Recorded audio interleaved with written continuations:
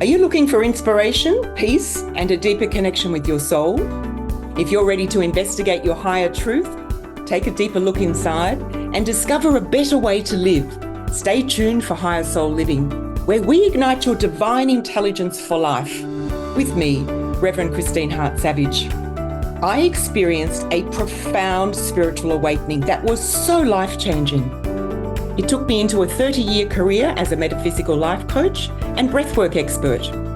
I've mentored thousands of people through their personal challenges, anxiety, self-doubt, and search for meaning.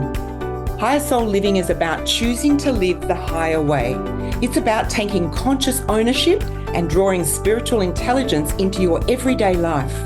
Join me on a search for higher truth to find hope, connection, and happiness. The Higher Soul Living Show starts now.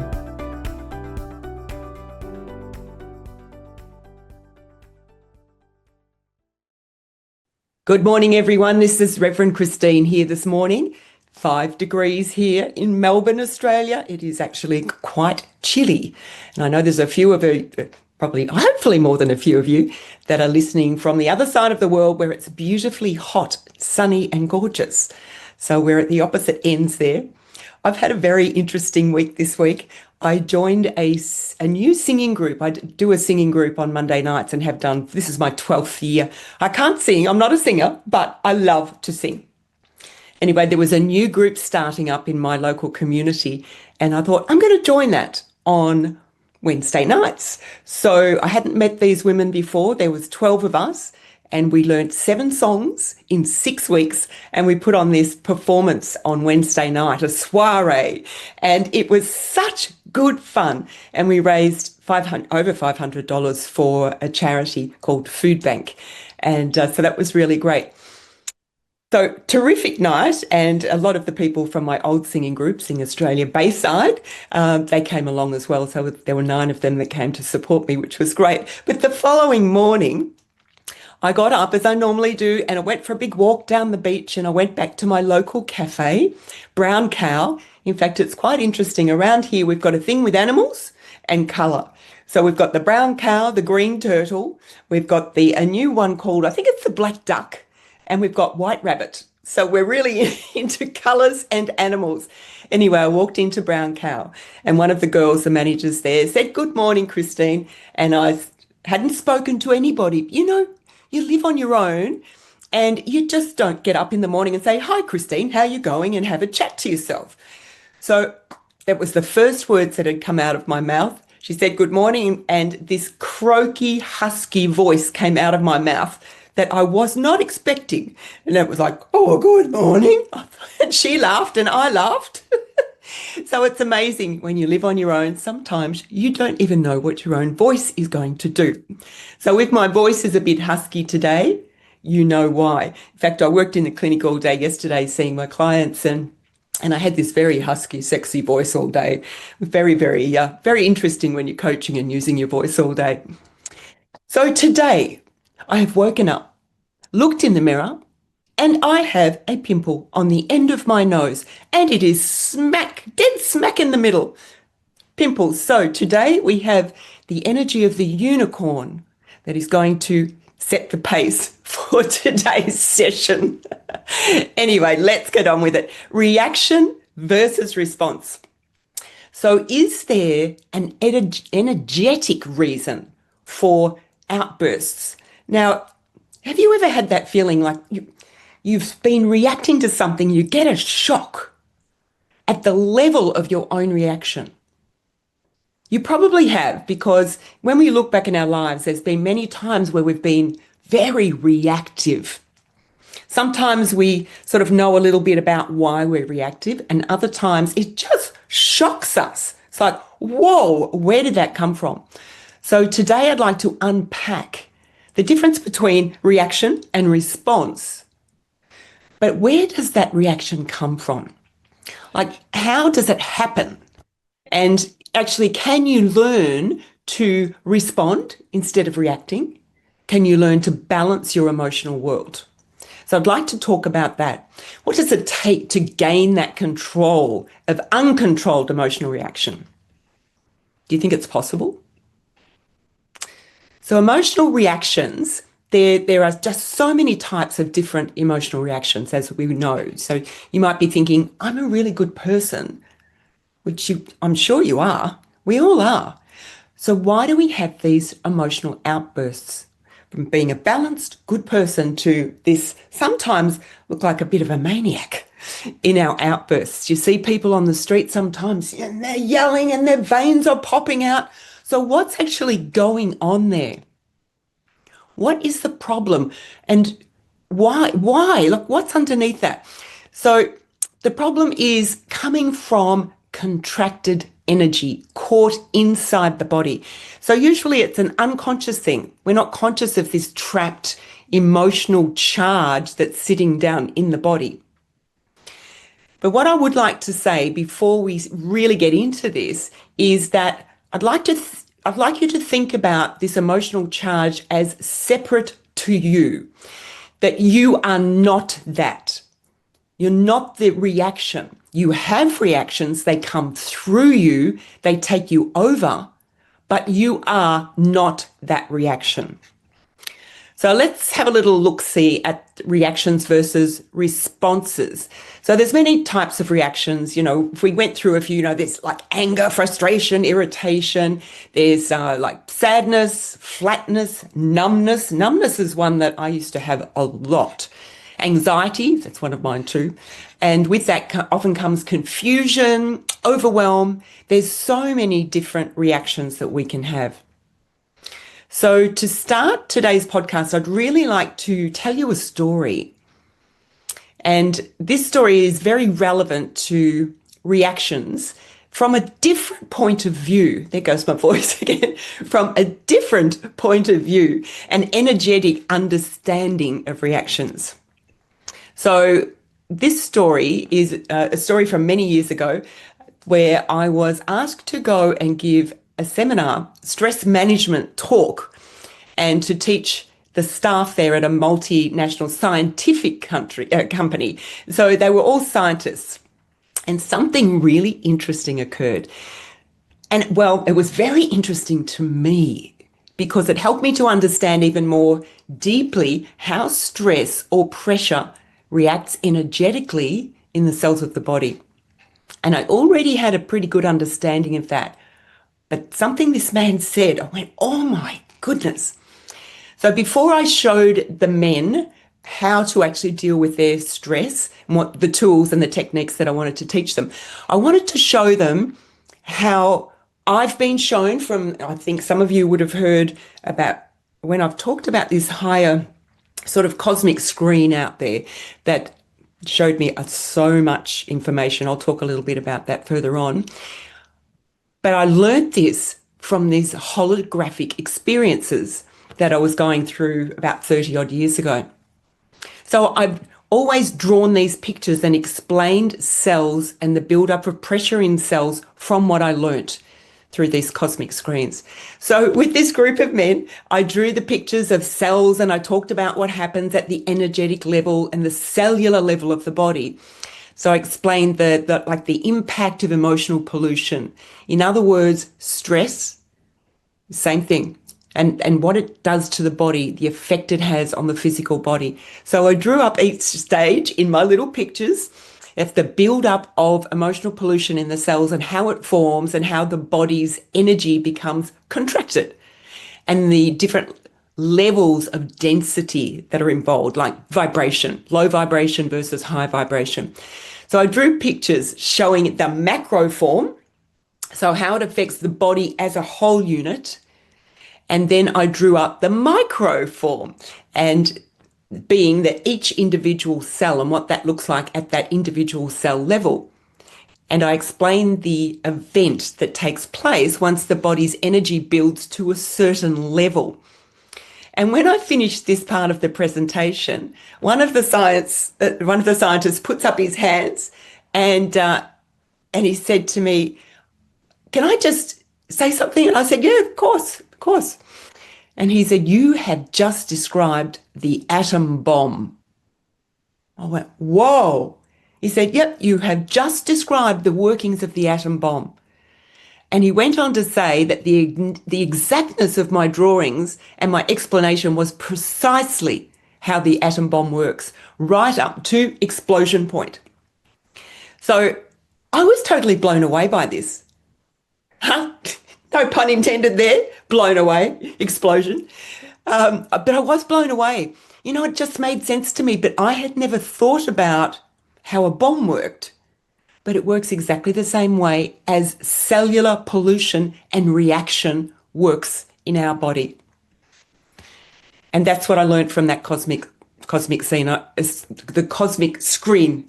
And I know that sounds rather weird, but it is a thing. It is a thing. I'm not the only one that's ever had experiences of being taught on this cosmic screen. They might call it other things, but my name for it is a cosmic screen.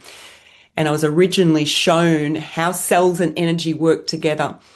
And the only way I can describe it is to say that I had a holographic experience. I could see it and feel it in my own body, and I could see it and feel it on this cosmic screen, and the whole thing happened all together. We just don't have language for this sort of thing. So I experienced these teachings on every level of my being. There was a great understanding. So it was a very interesting thing. And I've actually developed my How to Give a Shift soul development program 30 years ago from these experiences and this understanding of cells, because we need to know that to start clearing ourselves and embody more of the soul. So grief, stress, burnout, anxiety, overwhelm, fear, worry, discomfort, distress, all of those things, all of those emotions are linked to what is happening energetically inside our bodies. Everything is linked to that. So reaction versus response. And it really does tie into that story that I just told there. So reactions can be spontaneous. In fact, they're always spontaneous, but sometimes they're little. You can feel them in your solar plexus, in your gut, like a little oof. You feel that reaction come up. You'd all be familiar with that. And then there's other reactions that are huge and they feel like rage. Now, rage is what I call a murderous energy, because I really do believe that wars come from rage, unresolved emotional charge that's sitting in the cellular level of the body that creates these sort of murderous reactions that we see in our world today, unfortunately. Now, I'm thinking of some clients that I've been working with recently, well, some recently and some a while back. So I'm going to give these examples, but I ask you to not judge these examples, because we all have unresolved emotional charge inside us that has to be dealt with. We all have it. So we need to look at these things practically and with compassion, but also be serious about actually getting rid of this stuff, moving it through and dealing with it. The purpose is to understand how dangerous the buildup of intense charged energy can be in your body. It can be really dangerous for your health. It can be dangerous for your mental health, emotional health, physical health, spiritual health. And it can be dangerous for the people around us, depending on how big the charge is. So if I take a person who I've been working with clinically, there's a few. But the other thing I want to say is it can take you over completely so that you lose who you are. Who you really are sort of travels back inside you, and the rage or that pattern that's charged comes up and acts out through you. It's like this blind, uncontrolled outburst. They're the ones we need to be careful of, because they do damage. And this is, when that happens, it is a reaction. It is definitely not a response. So a response is chosen. There is an awareness with a response. Reaction is uncontrolled and lacks awareness. It's coming from the unconscious and bursting out of us. So I've got one client, Marilyn, and she said recently that she's been feeling this incredible rage with certain people in her life, and it feels really uncontrolled, to the point where she said, if that person had have been here, I would have done something really bad to her. I know I would have. So it's that sort of rage that we need to work with, because it's so unhealthy for the person carrying that rage, and it's really unhealthy for the people around us that are going to receive that rage. And there's another lady I'm working with, Alice, and Alice was saying to me that she had this really big violent outburst at a friend. And she said she didn't know it was going to happen. It just burst out of her at this person. So it's that sort of thing. It controls us when we least expect it. We have no control over it ourselves. It controls us. That's a problem. And that's what reaction is. I'm going to the extreme here. And there's another client, Evan, from many years ago, and he had a problem with his son. So he said he became so angry with his son, he was really worried that he might do something terrible to him because he felt like he couldn't control his anger towards his son. So these are the types of things that we need to understand and we need to work on.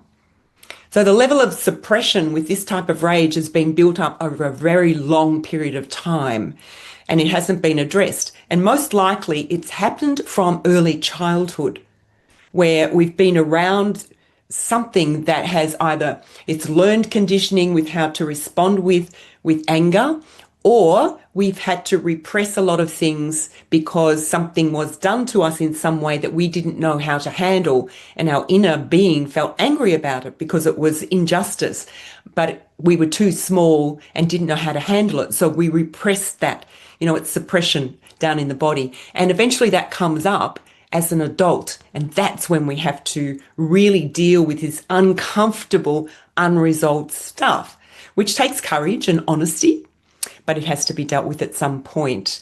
And it is very freeing as it dissolves. And it can dissolve. It does dissolve when we are working through things. So holding on to cellular pollution keeps people heavy.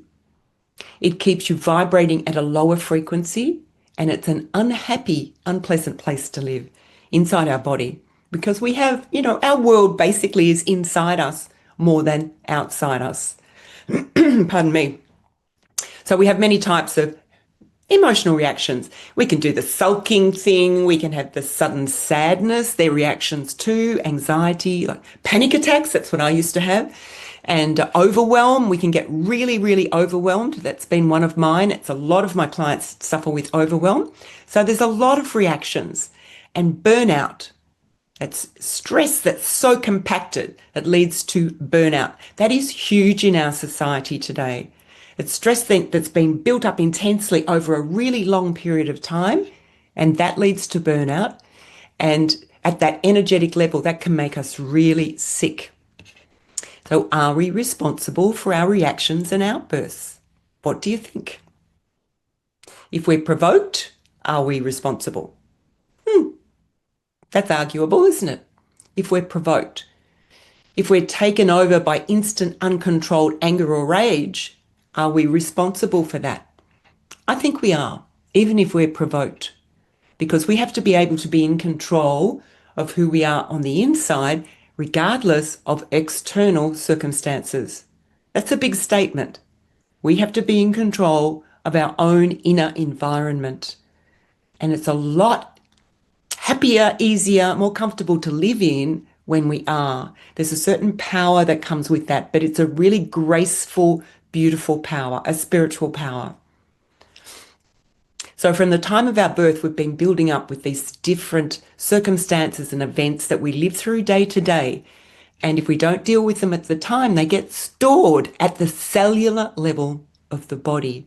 And they let us know they're there every now and again through those reactions.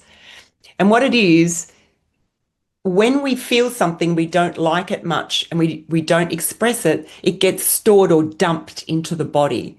So it acts as a pollution in the physical body and creates an energetic contraction. If you saw it, they look like marbles, little marbles, sometimes big marbles, contracted energy. It's like a clump of gummed up energy stuck in the body. And within that holds thoughts, it holds emotions, and it holds reaction. The energy mass is a mixture of thoughts and unexpressed charged emotional content, if you like.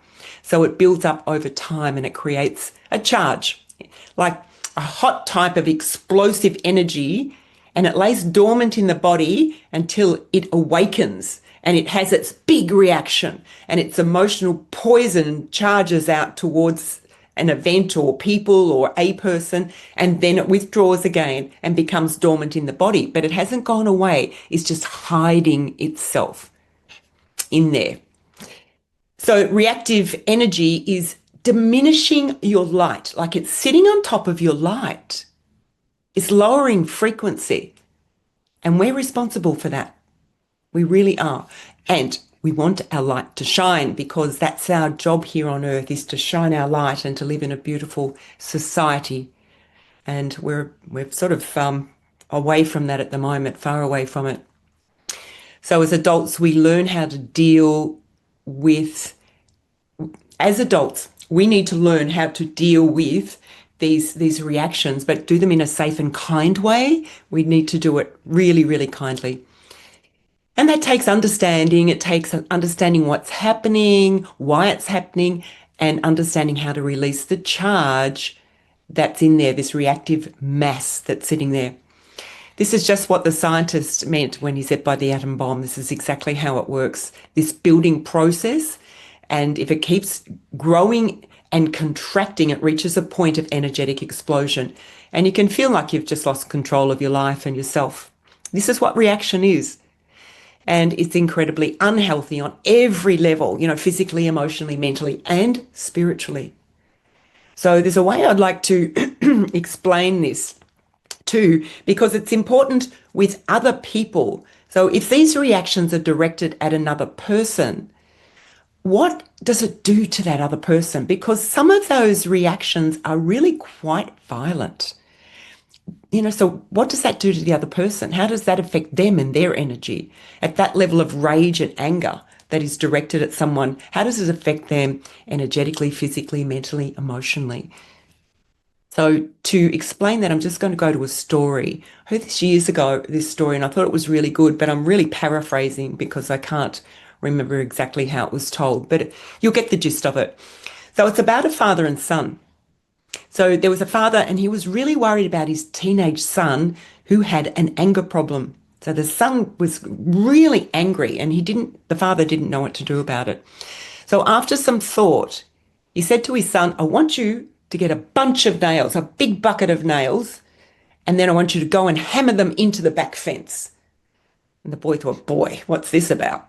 So anyway, he did what he was asked, and he went and got the bucket of nails, and he filled the fence with hundreds and hundreds of nails, hammering them in everywhere with his anger. And when he finished, he went to his father and said, I've finished, Dad. And his father said, good. Now what I want you to do is to go back out to the fence and pull out every single nail in the fence. And the boy thought, oh my goodness. He was really cross because he just finished hammering all the nails into the fence, and now he had to go and pull them all out. So he was really grumbling about that. So he went out to the fence, he pulled all the nails out of the fence. When he finished, he went back to his father and he said, okay, all the nails are out of the fence. And his father took his son back out to the fence and he asked him, what do you see? And the boy looked and he said, nothing. I see nothing. And the father said, look more closely. And the boy looked more closely at the fence. Then he replied, there's nothing but holes. Yes, said the father, you can pull out all the nails, but you can never get rid of the holes they leave behind. Now, I love this story. It's such a good analogy for the damage that anger and rage does. And it's our responsibility to heal these wounds. We all carry them. We all have them. But it's really an honour to actually start clearing ourselves, and we can do this gracefully. And if we need help, there's people that can help us through this sort of thing to get rid of this rage so that we live more comfortably. We deserve to be free from this type of pollution. The thing is understanding it. it's heavy. It's a dangerous load to carry. It's dangerous. It's just dangerous. Dangerous for us as well as others. And I do believe that world wars and violence comes from this stuff. So if we can actually release this contracted energy and bring new awareness to our reactions, we get to a point where we can respond consciously with awareness, and we can say, we can make such a difference to our own lives. We can definitely lower the charge on our reactivity and bring it into a more energetic balance and commit to like this genuine want to change. We need to commit to genuinely wanting to live in a world that's peaceful, to have a peaceful life, a more soul-connected life, which is a lot happier, and we get to do all sorts of things like singing or dancing and all of those things we love to do. So we need to involve or invite in the soul level or a higher power or whatever it is you call that part of yourself. That is what helps us to break down the crusting of this type of contracted energy. So we can do this through energy work. We can do it through meditation. I meditate daily. It's a brilliant thing to do. It really supports you in every part of your being. Breath work, another fantastic way of releasing what's held at that cellular level. And some good life coaching always helps too, but we need to get deeper than that. We need to do that as well as some deeper work. So to learn about energy, if you're interested in that, and soul development, you can register your interest on my website under How to Give a Shift, Soul Development. And the website is soulLifeConnection.com, SOUL, life, L-I-F-E, connection.com, Soul Life Connection. So my closing message today, even if you recognize that you're having very big reactions yourself, be kind to yourself. You are the essence, a divine being, a good person. These reactions are they're like barnacles that sit inside us and then they come up and boom, out, they react. You are not that reaction. They come through you. They can be cleared. They're sitting on top of your light. They're sitting on top of your soul and who you are. And when you do that, it will bring you to freedom. It really will. So if you're really interested in doing this program, I totally guarantee it. It's everything I've learned on that cosmic screen. I've been teaching it for 30 odd years. It's a brilliant thing to do. So as you clear your own charged emotional reactions, not only will you raise your vibration, your personal vibration, you actually reach this new level of frequency, and there's always new information in these higher levels of frequency bands that we reach. So you become a more peaceful and balanced you. So the light inside you shines more brightly. You live a happier, more soul-connected life. So I think if every person on the planet clears their inner life, we're going to have peace on earth. And I think it's a great thing to be focusing on. I'm going to head off to my Zumba class and dance this morning. So many blessings to you, and I look forward to seeing you next time. Thank you for tuning in to Higher Soul Living, where you'll ignite your divine intelligence for life with me, Reverend Christine Hart-Savage. Join me every second and fourth Thursday at 3 p.m. Pacific on Transformation Talk Radio for more information and stories that inspire hope, possibilities, and a greater understanding of who you are at a higher soul level. Together we deepen the connection between the spiritual and the physical aspects of your being and align to your soul's innate intelligence. Metaphysics and the higher soul's journey are my greatest joy. I invite you to join our Facebook community, Soul Life Connection Group, and to visit my website, SoulLifeConnection.com, for more information about me, my programs, my coaching, and to tap into your higher soul's intelligence. I hope to see you next time.